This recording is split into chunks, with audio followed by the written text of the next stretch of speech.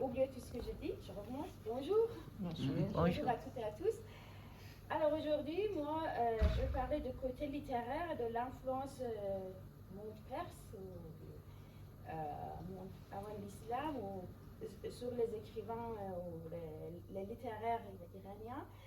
J'ai choisi trois personnes, trois écrivains, trois littéraires, je sais pas, je vais vous présenter, qui ont une influence une grande influence sur la littérature et la langue perse.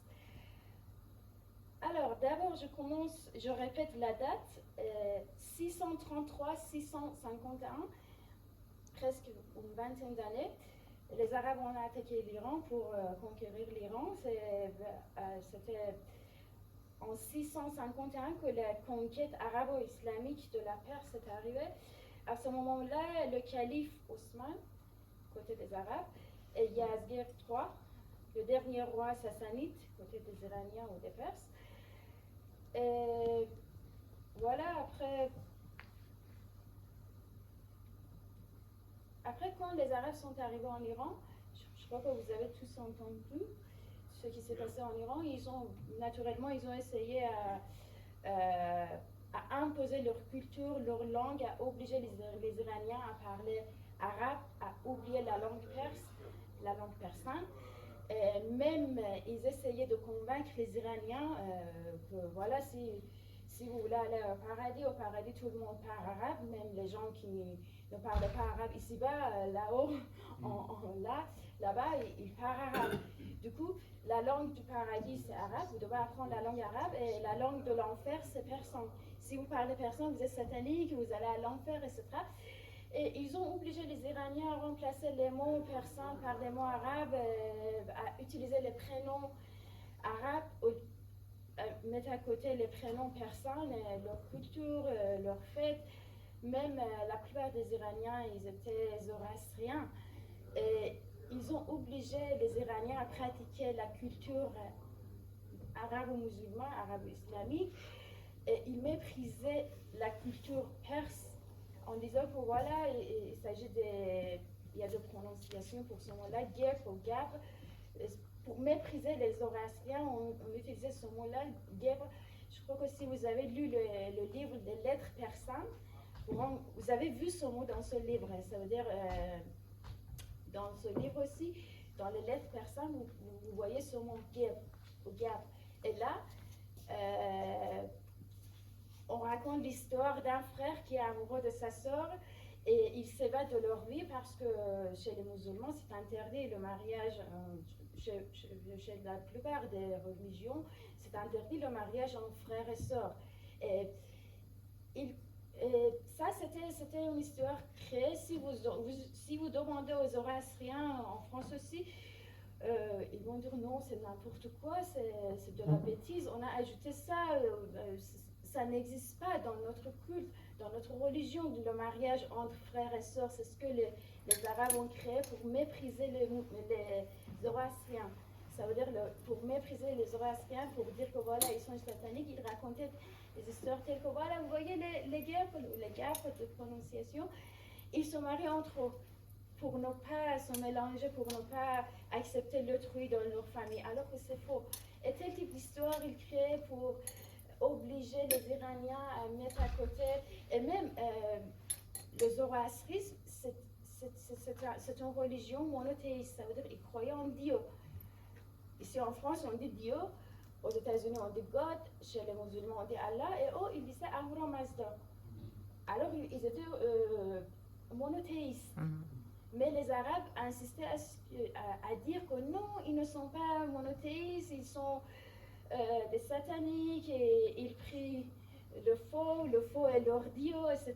Tel type d'histoire, ils sont adorateurs du faux, etc. Tel type d'histoire pour convaincre les Iraniens que être zoroastrien est satanique et il faut mettre à côté.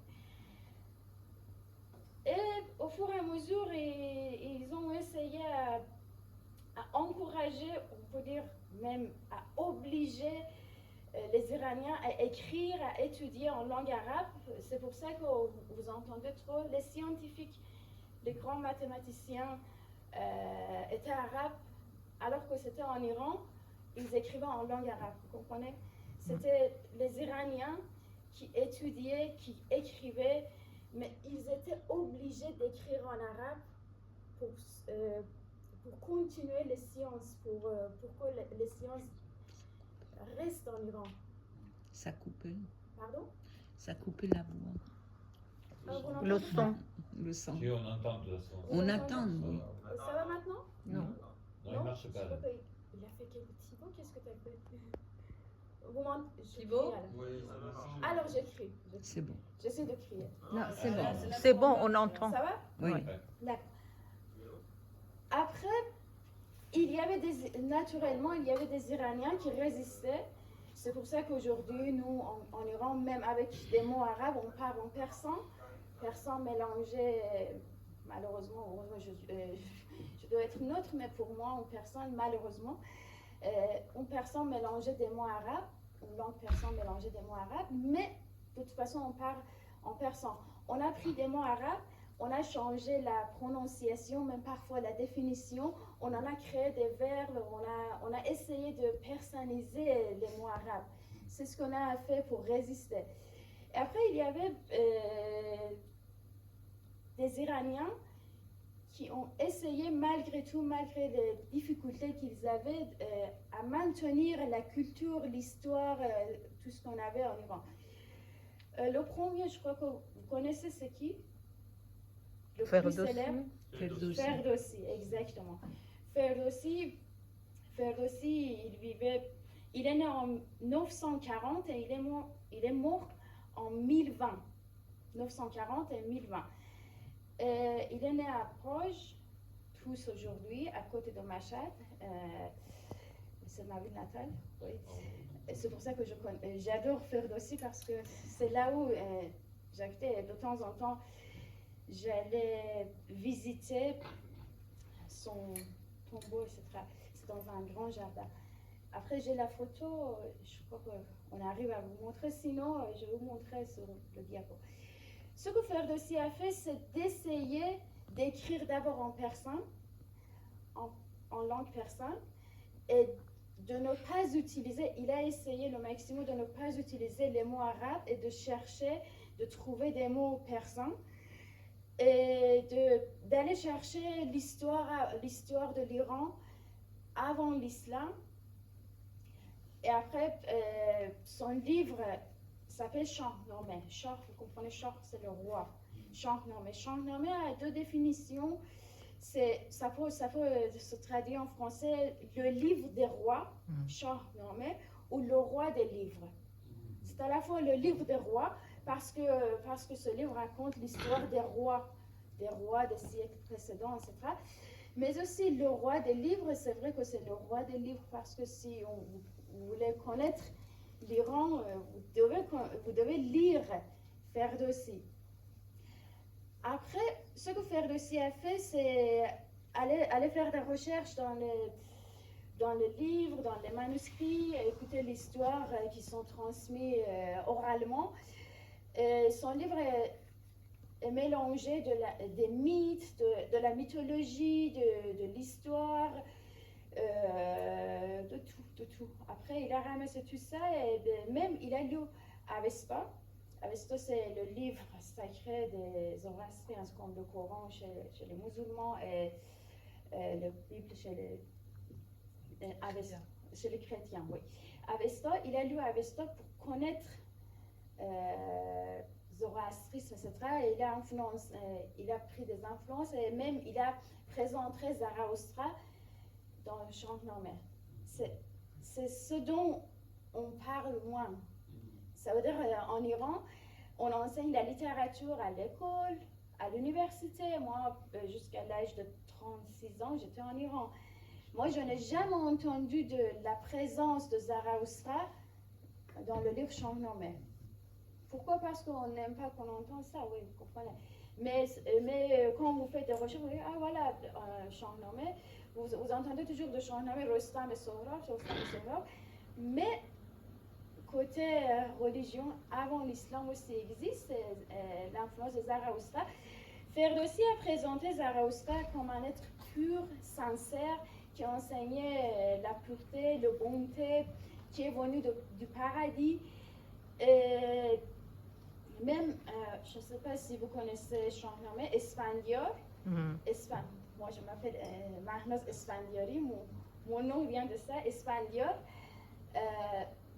Esfandiar était un mythe, on peut dire un mythe ou un personnage presque historique, mythologique, un mélange des deux, parce que c'est de l'Iran ancien, alors on dit qu'il y a côté historique, mais aussi au fur et à mesure, les histoires orales ont ajouté des contes oraux, ont ajouté à l'histoire, sont ajoutés à l'histoire. Esfandiar était l'envoyé de Zarathustra à l'Inde, ça veut dire Zarathustra a envoyé Esfandiar pour aller en Inde et encourager les gens à devenir zoroastriens. Et ça aussi c'est très intéressant parce que toujours moi-même je croyais que Esfandiar, voilà, c'est un mythe comme Rustam, comme Hercule ici en Europe, Hercule, c'est quelqu'un qui était fort, qui a combattu contre Rustam, c'était un homme fort, etc. Mais maintenant, je vois que côté religieux, ça veut dire qu'il était sous l'influence de Zarathustra. Et après, Zarathustra a insisté beaucoup sur le nationalisme. Le nationalisme était sacré pour lui. Ça veut dire aimer son pays, travailler pour son pays, essayer de maintenir la culture, la religion, essayer de créer la société, vivre ensemble et tout ça, c'était sacré pour lui. C'est d'après Ferdowsi. Ferdowsi présente Zarathustra comme ça. Et après, ce qui est intéressant, c'est que à partir du moment où les Arabes sont entrés en Iran, leur culture, les femmes, vous voyez même aujourd'hui, les femmes ont presque perdu leur place dans la société parce que vous comprenez, c'est une société où les hommes essayent de maîtriser les femmes, d'obliger les femmes à rester à la maison, l'image traditionnelle de la femme. Et à ce moment-là, Ferdowsi a osé de présenter les femmes qui avaient dans les siècles avant, ça veut dire avant l'islam, qui est par exemple une femme qui était reine, une femme qui participait dans les guerres, une femme guerrière, les femmes courageuses et les femmes à la fois mères. On ne méprise pas le rôle d'une femme comme mère, non. Il montrait femme à la fois mère, l'image sacrée d'une femme, à la fois active dans la société, des deux côtés. Une sorte d'équilibre, c'était très courageux à ce moment-là. Et même, c'était quelque chose c'était très intéressant pour moi, c'est que, je ne sais pas à combien vous connaissez l'Inde, les bouddhistes, leur culture. Ça, ce qui est intéressant, c'est que j'ai trouvé des points communs entre la culture perse ou zoroastrienne et la culture bouddhiste.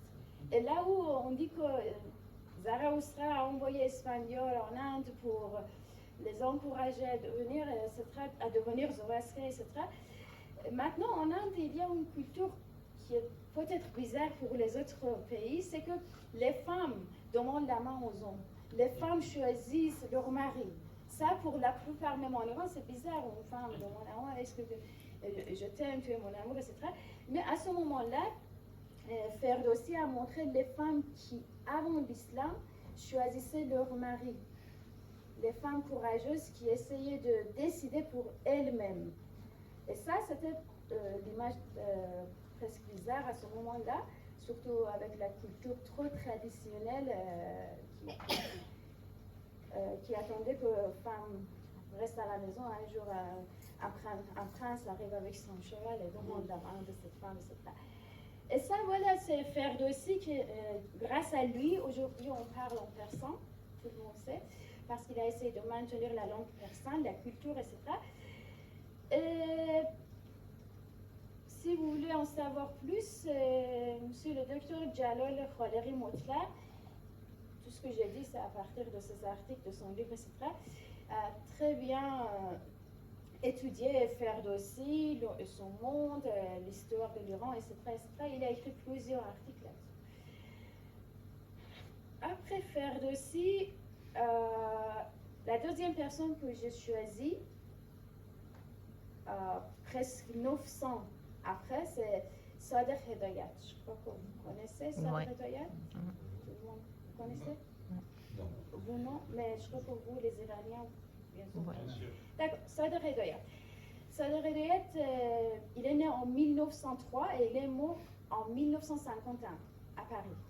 Il n'est pas mort, il s'est suicidé à Paris. Et maintenant, il est enterré à Paris.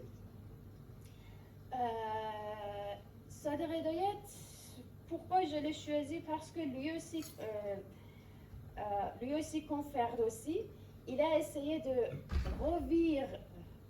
faire revivre l'histoire de l'ancien Iran. Il critiquait la société trop traditionnelle de l'Iran. Je peux même dire il avait une sorte de haine envers la culture arabe et musulmane. Il n'aimait pas la société trop traditionnelle. Dans ses œuvres, dans ses récits, dans ses livres, il critiquait la société traditionnelle. Parfois même, ils se moquaient de ce qui se passait en Iran, la société trop fermée. Il a voyagé en Inde, c'est très intéressant pour connaître le zoroastrisme et le bouddhisme. Et là, il a compris la valeur de ces deux cultes. Et il était sous l'influence du bouddhisme et du zoroastrisme. Et il est devenu végétarien. Et il a écrit même un livre sur les bienfaits et l'influence d'être végétarien, le végétarianisme. Ça existe, végétarianisme. J'ai créé. Végétarisme. Pardon? Végétarisme. Végétarisme, désolé, végétarisme.